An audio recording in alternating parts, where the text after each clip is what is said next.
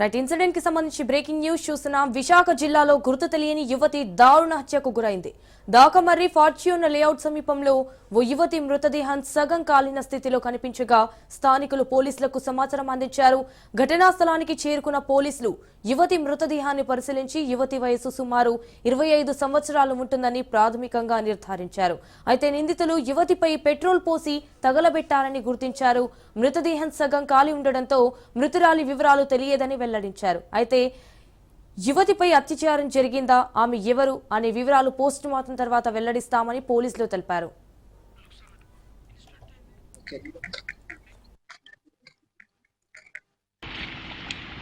నమస్తే సార్. నమస్తే, చెప్పండి.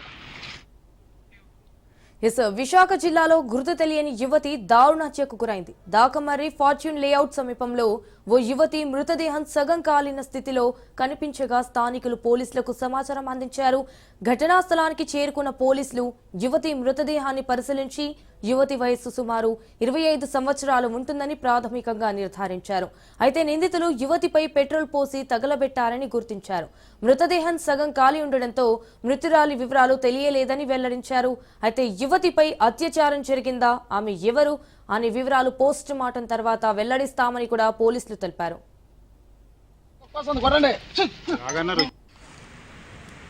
విశాఖపట్నం కమిషనరేట్ పరిధిలో భీమిలి పోలీస్ స్టేషన్లోను దాకమర్రి పంచాయతీ లిమిట్స్లో ఫార్చ్యూన్ హిల్స్ కూడా లేఅవుట్ అనే ఒక ప్రాంతం ఉన్నదండి. మన తగరపొలస నుంచి విజయనగరం వెళ్తున్న రోడ్డుకి 200 మీటర్స్ ఇన్సైడ్కి ఉంటుంది. ఇది చిన్న కొండల ప్రాంతం లాగా ఉంటుంది, చిన్న హిల్ ఏరియా. ఆ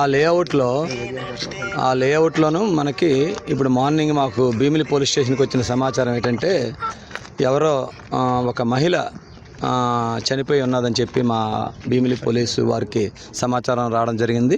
ఇమీడియట్గా మా భీమిలి సిఐ గారు వాళ్ళ సిబ్బంది అందరు కూడా ఇక్కడికి వచ్చి చూస్తాడికి సుమారు 20-25 సంవత్సరాల మ్యారీడ్ లేడీలాగా కనిపిస్తుందండి.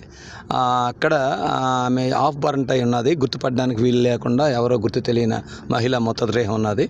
ఇది యాక్సిడెంట్లు అయిందా, హోమిసైడా, సూసైడా అనేది ఇంకా మేము ఇప్పుడు క్లూస్టీ మీద వస్తున్నదండి. దీన్ని ఇంకా అన్ని కోణాల్లో వెరిఫై చేసి పోస్ట్ మార్టం అది అయిన తర్వాత ఇది ఏ విధంగా డెత్ జరిగింది, ఆ మహిళ ఎవరు అని తెలిసిన తర్వాత అన్నీ తెలుసుకుంటామండి. ఈ విషయంలో తెలుసుకున్న తర్వాత మా దర్యాప్తు ప్రకారంగా ఎవరన్నా దీని బాధ్యులు ఉంటే చట్టపరంగా వాళ్ళ మీద ఇమీడియట్ యాక్షన్ తీసుకుంటాం.